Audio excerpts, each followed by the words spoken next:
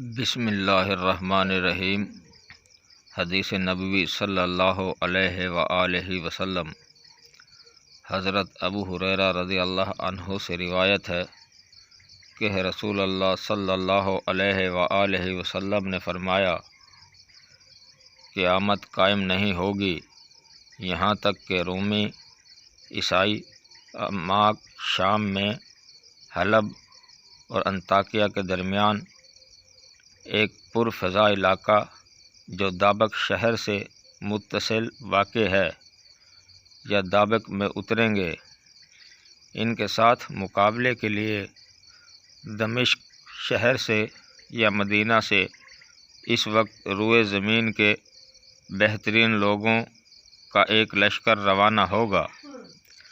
جب وہ دشمن کے سامنے صف آرا ہوں گے تو رومی عیسائی کہیں گے، تم ہمارے اور ان لوگوں کے درمیان سے ہٹ جاؤ جنہوں نے ہمارے لوگوں کو قیدی بنایا ہوا ہے، ہم ان سے لڑیں گے۔ تو مسلمان کہیں گے، اللہ کی قسم نہیں، ہم تمہارے اور اپنے بھائیوں کے درمیان سے نہیں ہٹیں گے۔ چنانچہ وہ ان عیسائیوں سے جنگ کریں گے۔ ان مسلمانوں میں سے ایک تہائی شکست تسلیم کر لیں گے، اللہ ان کی توبہ کبھی قبول نہیں فرمائے گا، اور ایک تہائی قتل کر دیے جائیں گے۔ وہ اللہ کے نزدیک افضل ترین شہداء ہوں گے، اور ایک تہائی فتح حاصل کریں گے۔ وہ کبھی فتنے میں مبتلا نہیں ہوں گے، ہمیشہ ثابت قدم رہیں گے اور قسطنطنیہ کو دوبارہ فتح کریں گے۔ پھر جب وہ غنیمتیں تقسیم کر رہے ہوں گے اور اپنے ہتھیار انہوں نے زیتون کے درختوں سے لٹکائے ہوئے ہوں گے تو شیطان ان کے درمیان چیخ کر اعلان کرے گا، مسیح دجال تمہارے پیچھے تمہارے گھر والوں تک پہنچ چکا ہے۔ وہ نکل پڑیں گے، مگر یہ جھوٹ ہوگا۔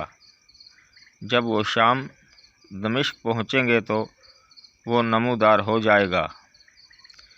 اس دوران میں جب وہ جنگ کے لیے تیاری کر رہے ہوں گے، صفیں سیدھی کر رہے ہوں گے، تو نماز کے لیے اقامت کہی جائے گی۔